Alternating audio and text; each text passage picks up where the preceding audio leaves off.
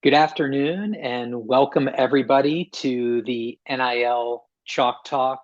Really excited to be here, happy to be here to discuss NIL and really a book that I think will have a lot of impact on NIL called The Winning Playbook. And I want to introduce to you the authors of that book now.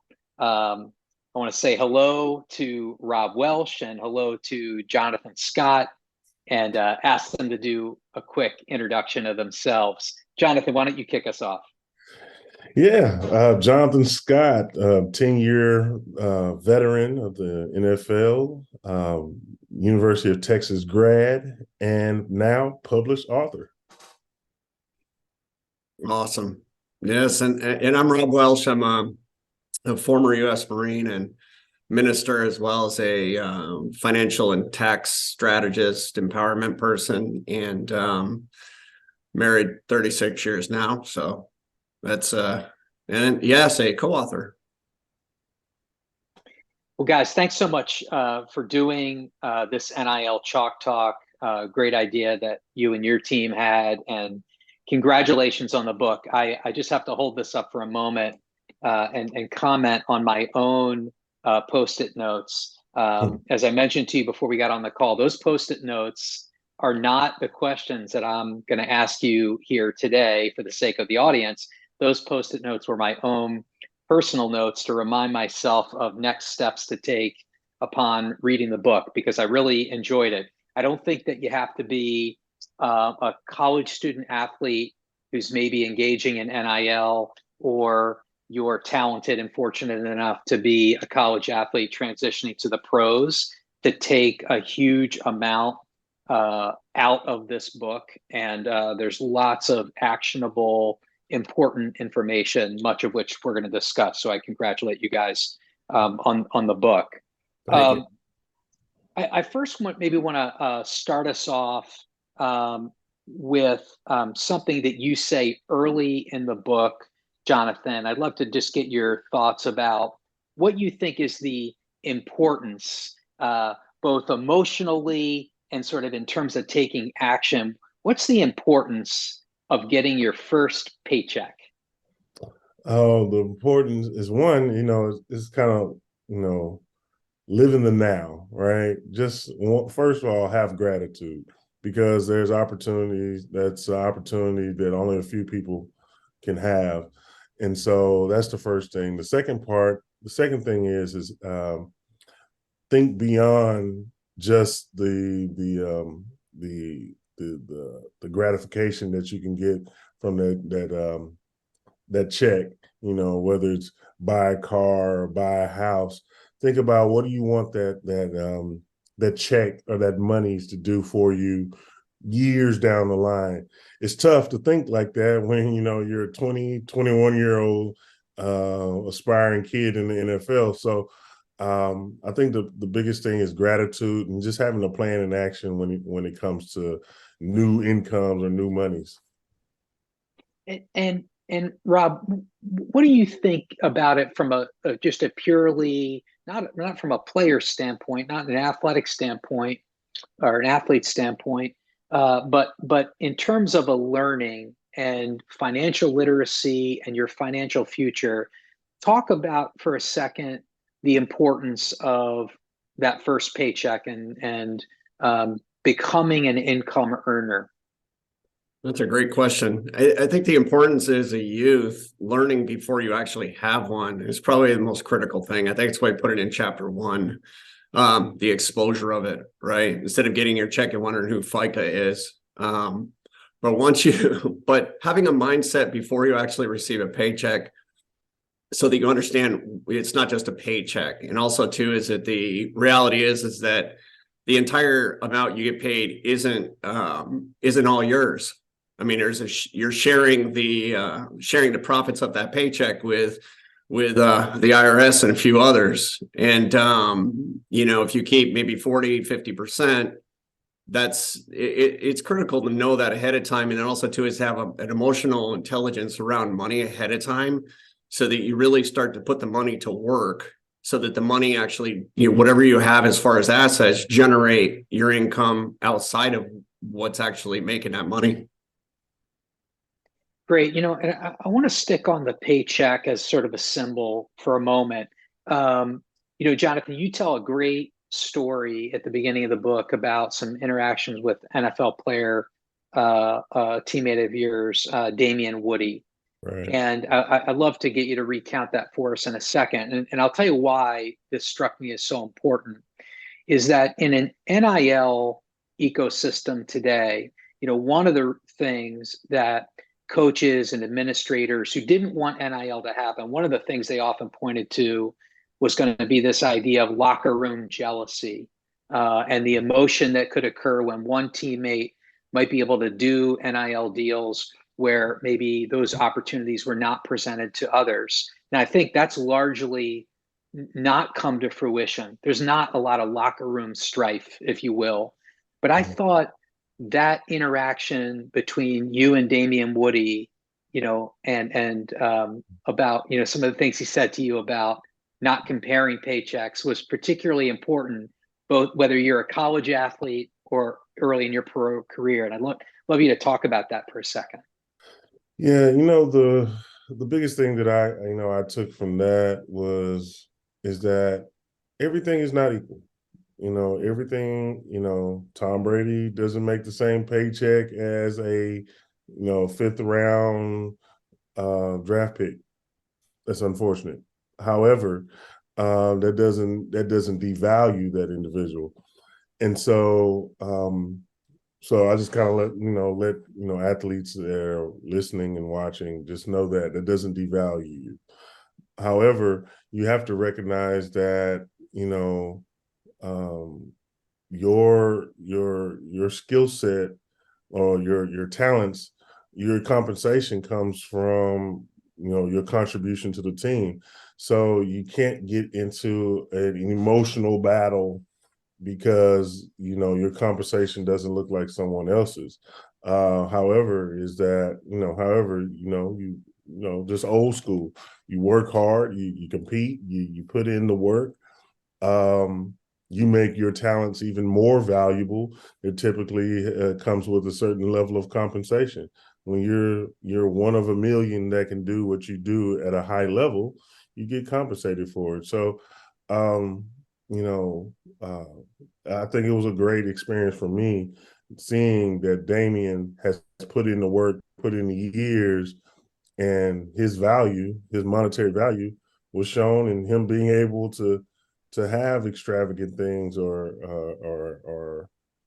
be able to have the financial assets to buy whatever he wanted. But it just gave me perspective to recognize that, like, when you get to the NFL, a lot of people think you have arrived. Actually, the journey just started. So it was a humbling experience, and I truly appreciated it. Yeah, it's a great early story in the book. Rob, one of the things that's obviously a key part of the book, and again, I'm going to reference the book a lot in this conversation, just because from my seat and somebody who, I teach an NIL class at the University of Vermont. I do surveys on NIL every month. I'm talking to brands and sports organizations and universities about NIL all the time. And there's so much that's in the book that I think ought to be sort of required reading by student athletes. And one of the things, again, early in the book that comes up is just the idea of financial empowerment. I'd love to get you to talk a little bit about what you think financial empowerment means, because I love that you use that term, and why you think it's so important for young athletes, NIL or pros. That's I think that was the purpose of the book that we wrote, is that, really we're all about empowerment and empowering others. And financial empowerment is giving you and equipping, a person with the questions they should be asking. And that's really thing where they can actually take control. They don't have to manage their money, but if they're going to let somebody have that responsibility, they should know the questions they should be asking. Financial empowerment allows a person to take control and know what to look for, not to be taken advantage of. And it's all encompassing. Jonathan and I, when we were writing this, the biggest thing we wanted to get across is a non-biased approach to the whole situation, regardless of topics. And financial is non-biased in this book. And it really is geared towards, like chapter 5, it's like how to pick an agent. It's really, one of the biggest questions parents have is, in talking with Jonathan or any parents that have had their kids go into sports and trying to find an agent, or an advisor or whatever it may be, is to here's some empowering questions that how do you actually pick one? How do you pick a wealth manager? How do you, what should they be asking you? And you can identify the fakes, you can identify the true people that have a true concern for you. Yeah. And Jonathan, tell me a little bit about, hearing that and given your perspective coming out of college, early in your pro career, when did you first recognize that the idea of empowerment, like I gotta get smart here in a hurry about something other than the things I've needed to be smart about up to this point in my life? When did that hit you, and how did you react to that? Well, thank God, I had, support team, my mother and my father, always in my life. But, just like any parent, they know what they know, right? And so for me, I've always had the discernment to be able to recognize when people are in your best interest and when people are not. And so one of the biggest things that I learned from my father, of course, as he's passed away, it was that, you can really, well, let me back up. My mom actually said, she's like, when a person tells you who they are, listen to them.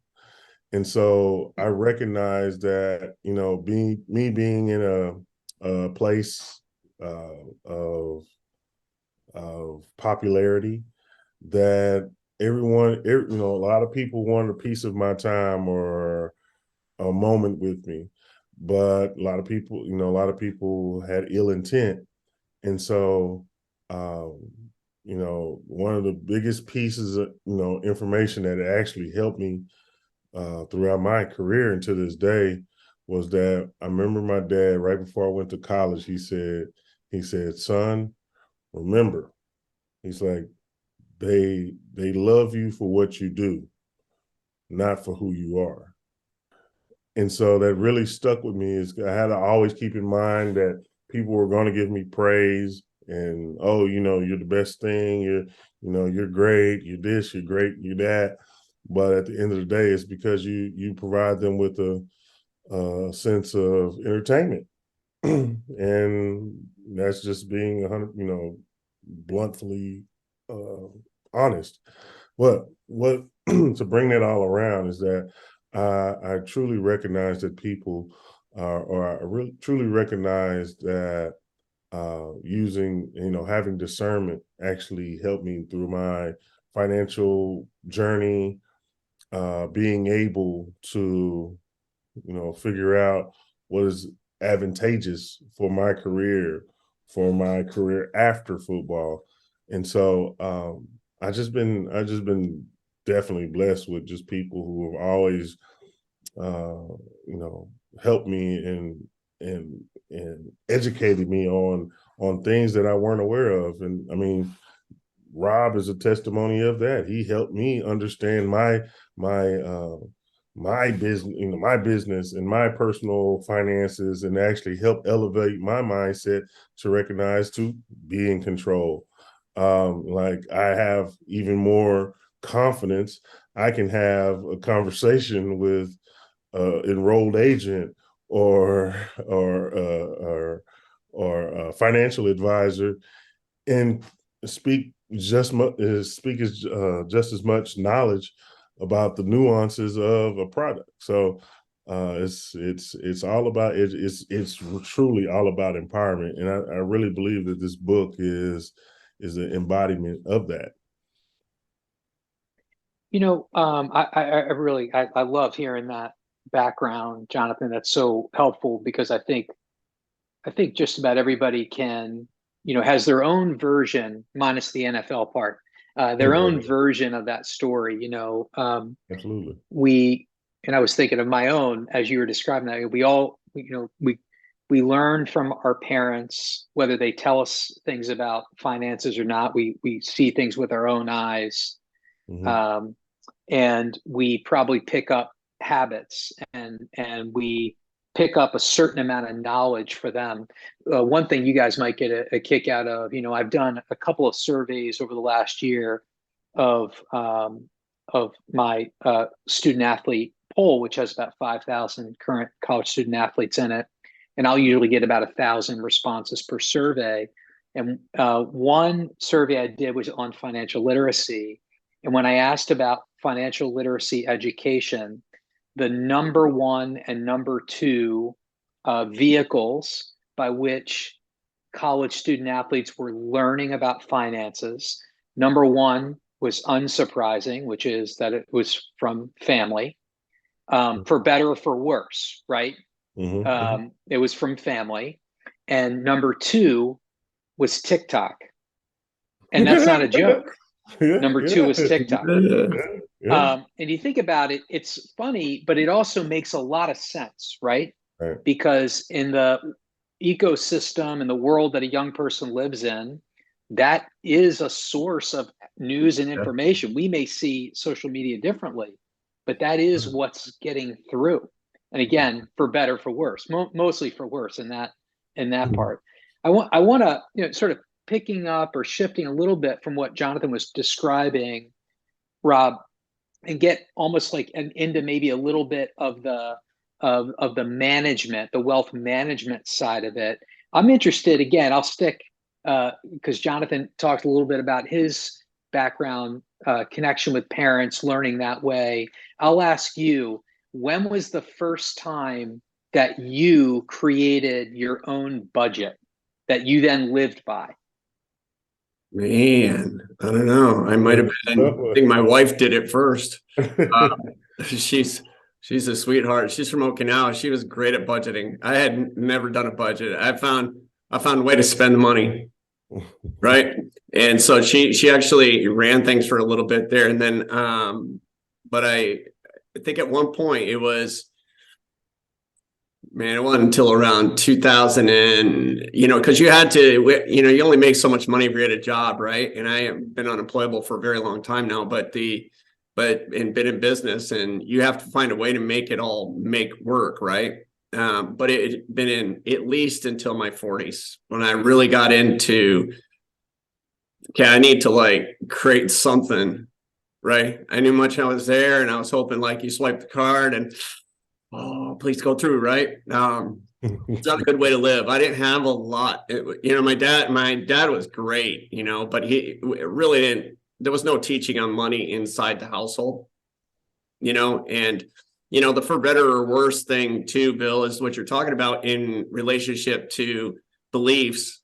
Is that people are, whatever opinions they have or whatever beliefs they have around money are generated from people that either the information they're receiving from the outside world, people that sell stuff, or there's always some type of bias involved, or people that, I mean, they look to their family, they look to their friend, what are they doing, and until the actions that people take are based off their beliefs, but until you change the way that until you change your thinking, you're never going to get new actions, right? And so I'm of the opinion that you ask questions, and if they don't know the answers to those questions, which they should know, then you kind of get people to question their thinking process. In the book, Rob, there's a section about budgeting, as the viewers might guess there would be, and you talk about specific tools, free tools, mint.com, NerdWallet, that offer free tools that are, among other things, to help with budgeting.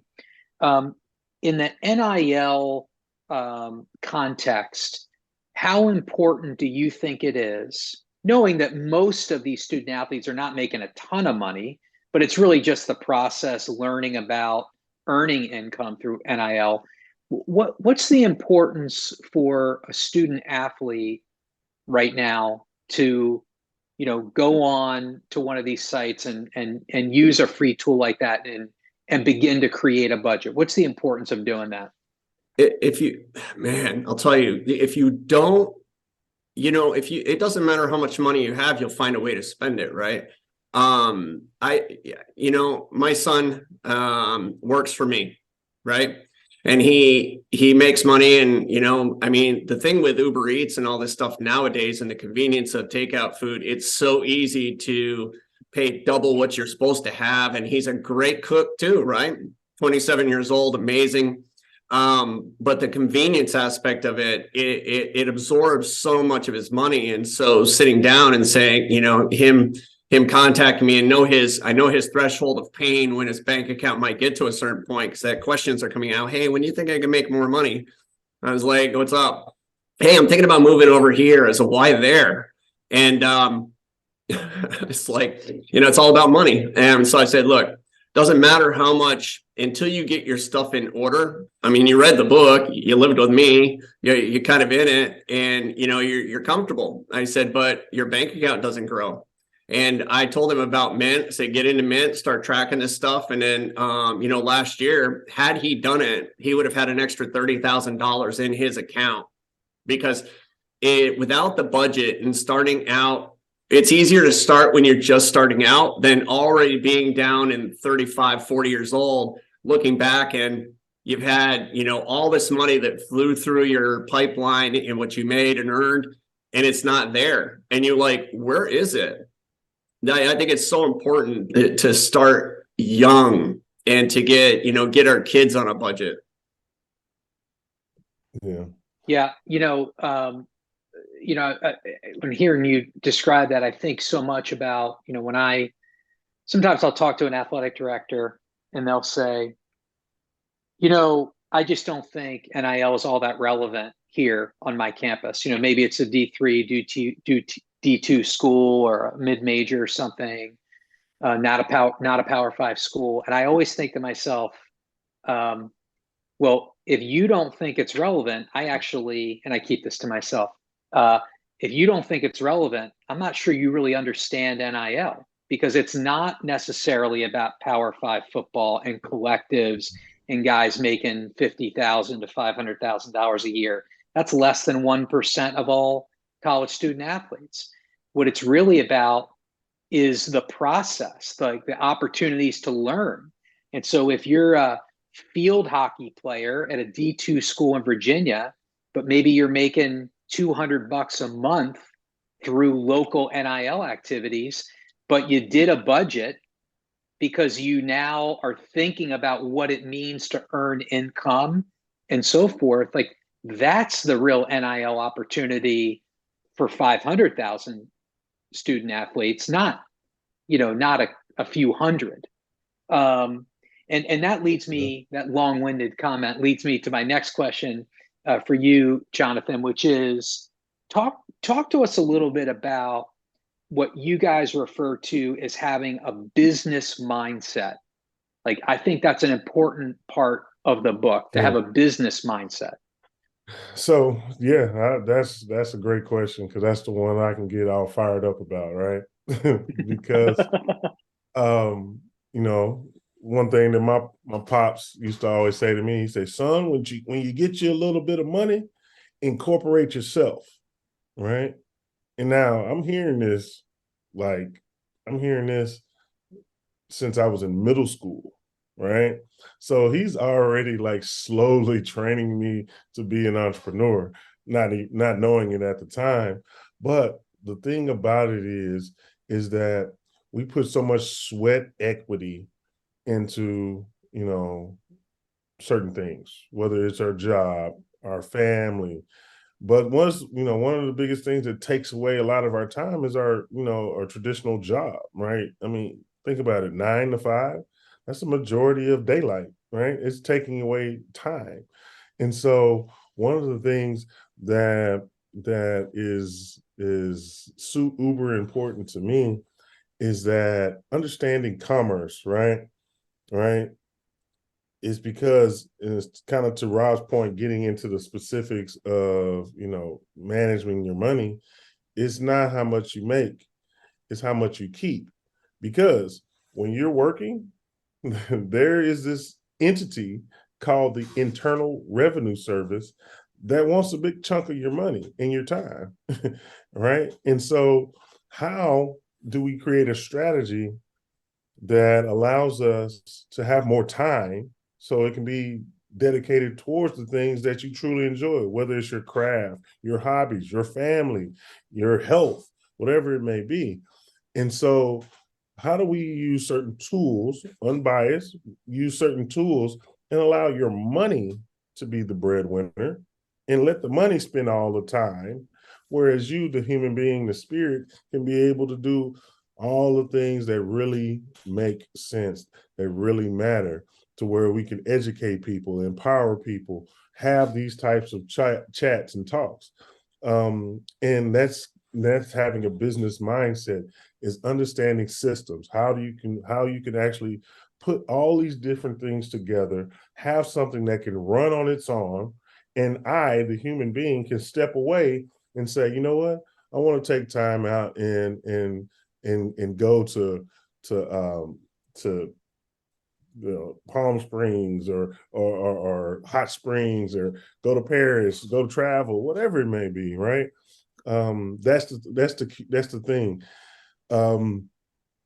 And and being a business, having a business mindset is understanding systems, understanding how can we make the best use of our time, because we're only given a finite amount of it and we don't know how much.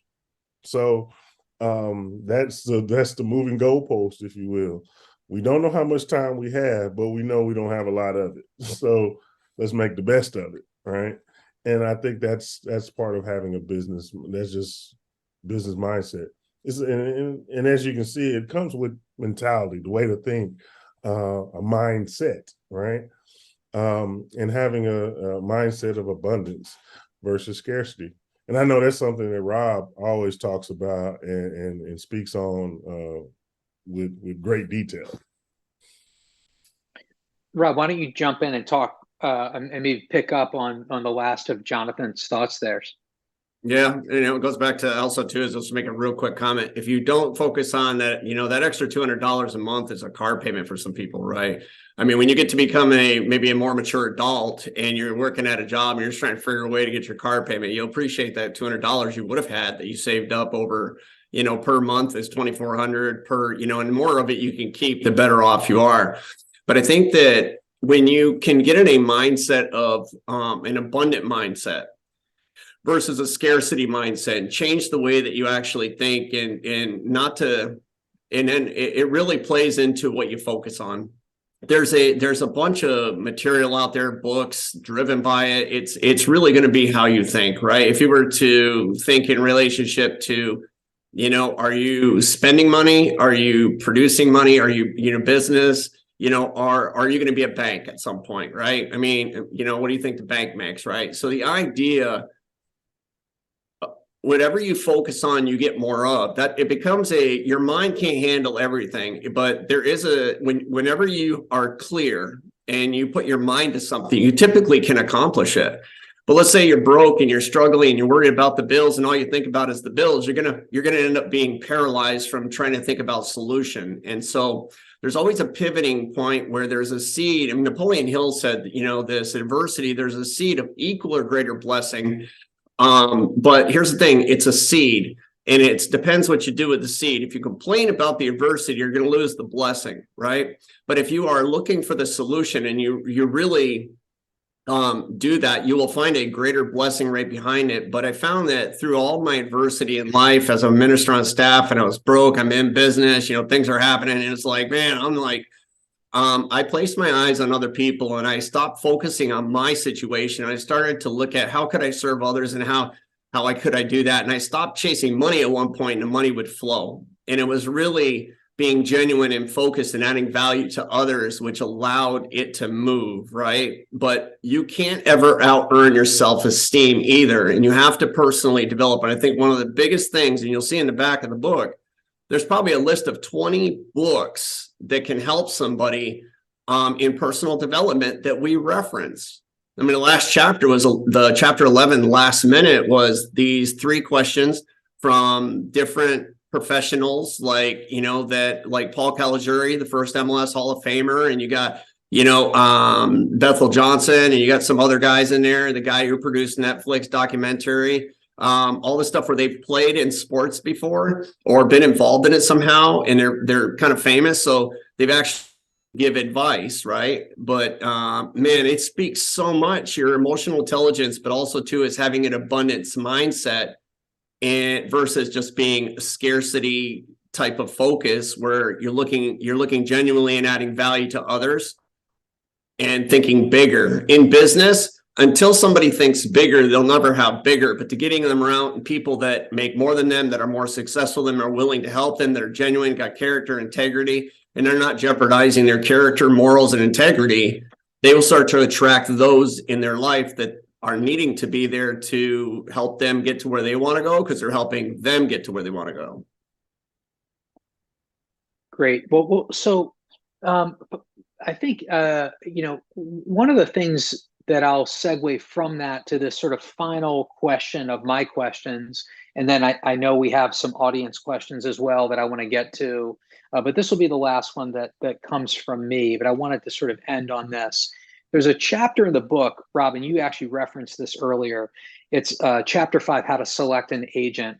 But I actually want to ask both of you to broaden this out a little bit, because statistically, 98% of college student athletes won't play in the pros, but they'll still need to select a financial advisor.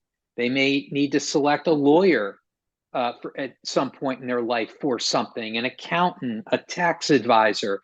It's really, I think the chapter really is about how to choose a professional service provider, right?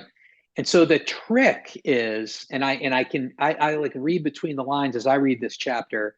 The trick is, how do you know enough about the subject matter to be able to discern who to hire without spending all your time becoming the subject matter? And then you wouldn't even need to hire that person, right? So I'd love to get you both to comment, and maybe Jonathan, we'll start with you. What are the things you think about are important to tell a college student athlete about how to select a professional service provider of some type? Yeah, you know, one thing that I am so glad that I learned from my father. He says, "Don't hire people you trust," and I'm like, what do you mean by that? Is because the people that you trust have your best interests at heart, but they're not proficient in that space. So, for instance, let's say I had my uncle, right? Trust him to death, love him to death. Like, he will do his best for me, but he's not fit to be my cardiologist. He's a tax consultant. And so, well, that's one of the things you have to realize, is that you have to look for people who are qualified for their skill set, right? And then you go to your trust, who may be your best friend, who may be your confidant, that can validate and say, you know what, that skill set is legitimate. That's someone you need to consider. And so therefore, your trust doesn't come in the person that you put, that you hire. Your trust comes into another individual that can say, you know what, I've seen their work, I can validate that. You know what, you can put your trust in their skill set. So that's one of the things is I would like to say, is build your board of directors, right? Your board of directors, right? And I'm only speaking, well, no, I can speak from a business, you know, from a business owner, right? You have someone who is your mentor, right? You have someone that is an expert in real estate, right? You would have someone who's an expert in finance, right? You have these different people that can consult with you and give you information, teach you, inform you. So now you're the head of this company, this entity, and say, you know what? I've been informed from my council, my board of directors, and this is how I would like to proceed. And then at the end of the day, you can live with your decision because you've been informed. You're getting information from the people that you trust, and you can live with your decision. So that's kind of my approach to it. Rob, I want to follow up and ask a specific, almost sort of use an example and maybe get you to build not only on what Jonathan was describing, but in a particular NIL context. Again, for the audience who's going to be watching this and who is used to reading a lot of the mass media coverage about NIL, and it's just very much focused on Power 5 football, a little bit of women's basketball, a little bit of men's basketball, tend to be, athletes that will eventually have pro careers and are garnering NIL deals that are 5 figures and up, many times multiple deals. But the median size NIL deal is about $100. A lot of people don't realize that. So $100 to post something on social media or make an appearance at a local business, that sort of thing. So in that context, what advice do you have for the majority of student athletes that are beginning to engage in NIL? So for instance, do they need to hire a lawyer? Do they need to hire an agent? Do they need to hire somebody to help with taxes? What part of that should they be thinking about versus going it alone? Yeah, I think let me say this first, because this is an NIL conversation. And I think one of the biggest things about NIL is that, number one, how are you receiving the money? Because it's not what you make, it's what you keep. And I think a lot of athletes, they enter into agreements and they receive money as 1099s, and they end up not in a business situation.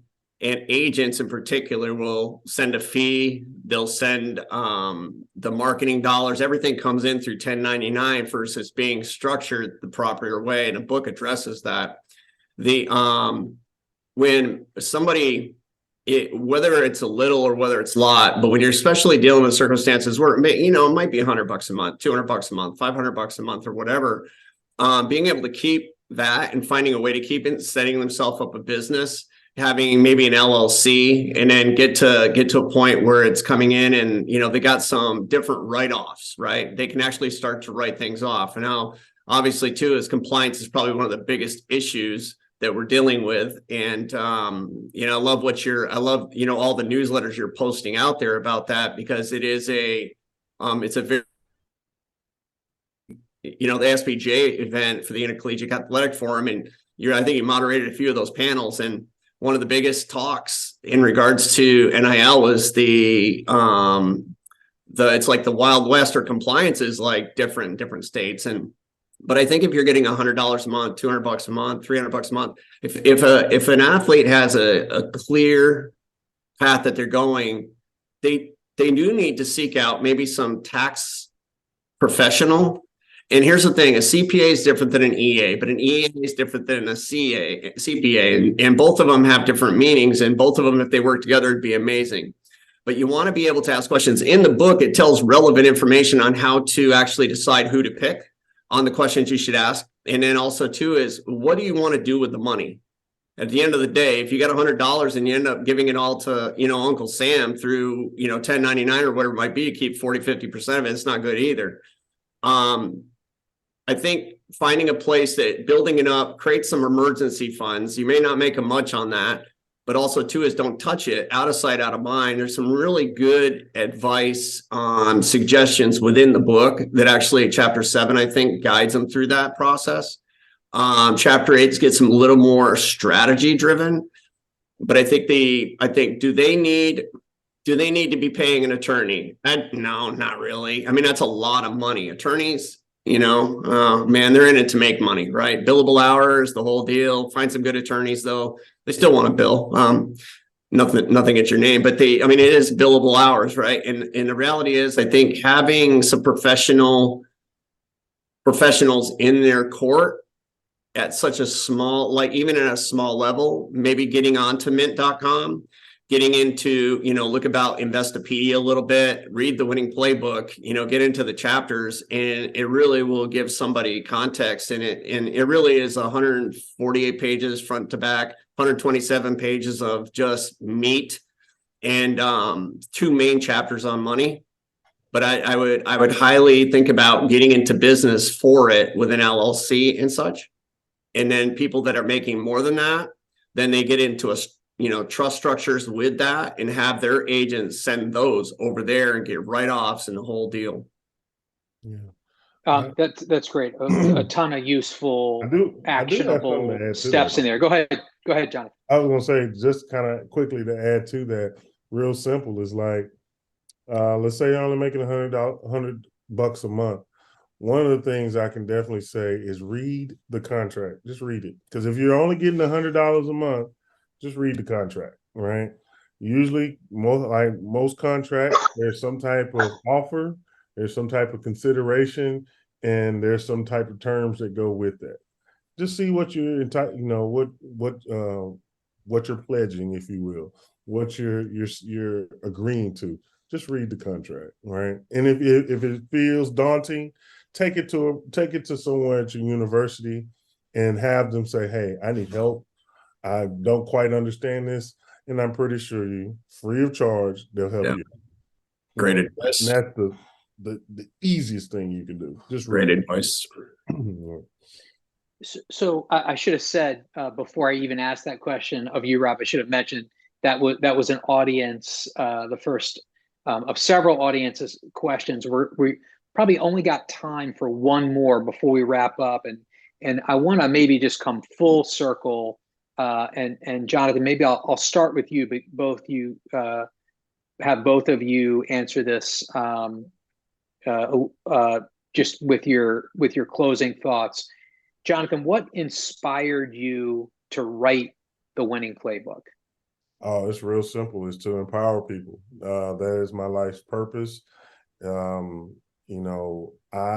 know there's so many brilliant minds, professional athletes that I know, that I've come across, and I really hate to hear the rhetoric behind athletes and going broke and being stupid or dumb. Like, that's just so not true. However, it's just a lot of athletes and individuals are just not informed. And so it's just my duty as an individual, as a human being, just to empower and leave something on this earth before it's my time to go. And Rob, same question. What inspired you to write the book? It'd been something that I probably was pointed to do on some podcast a long time ago. And, I was talking about some of the financial entertainers out there who make quite a bit of money, have a lot of books, have a lot of stuff, but not all of it's accurate. And, but it's opinion. And so the guy after the podcast goes, "Man, that was a good podcast." He said, "Hey, by the way, do you know the beginning of authority?" I said, "What are you talking about?" He goes, "The author. You should write a book." And it's like, oh. So then the publisher had reached out, and then it's something that, taking notes along the way in life, but never have written it. But when the publisher reached out, I was like, yeah, definitely. But I told them, I said, I think this is a co-author book because I think you got 2 perspectives here, and they loved it. Great. Well, I want to just say in closing how much I appreciate both of you inviting me to participate in the webinar today. I'm a believer in the book per my sticky notes on pages 1 through 148, and I think everybody should read it. And I want to just say thank you to you both, and I'll see you down the road in terms of NIL. Yeah, we appreciate you, Bill. Thanks, Bill. Thanks for doing this. You've been great. You've been great. You got it. Thanks, everybody. Thanks. All right. Oh, just want to say thanks. Oh.